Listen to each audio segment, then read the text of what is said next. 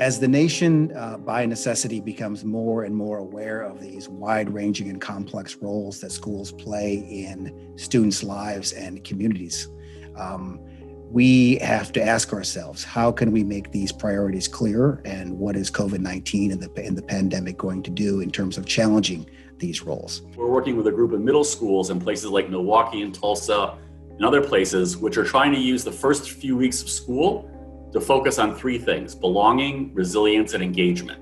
Historically, we've thought in terms of the assessment of young people's social and emotional competencies.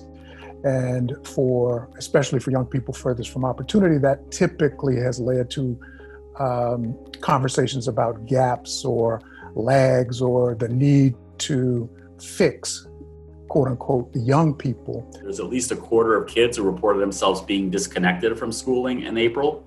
There's at least a quarter of the kids who report, as your slideshow, all kinds of, depression, anxiety, can't sleep. The pandemic is happening not just to young people, but to the adults as well, and to youth-serving adults. And so we have to pay much closer attention to how we're using our time and our staffing capacity to meet the needs of the adults in the Zoom room. Accountability has been the frame that we've used. I think going forward, we need to think much more clearly about processes and how to support human growth and development, both at the level of young people and the level of adults.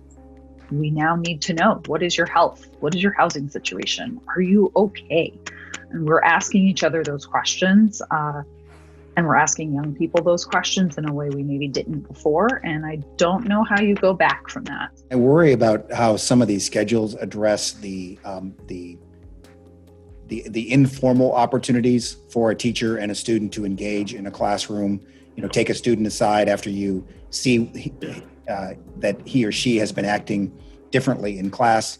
Those that really had invested pre-pandemic in sort of a relationship-based schools where they put premium on building strong student-teacher, student-student, teacher-teacher relationships and trust, and had that sort of continuous improvement outlook that Rob talked about, were able to be very adaptive under COVID. And in some cases, barely missed a beat.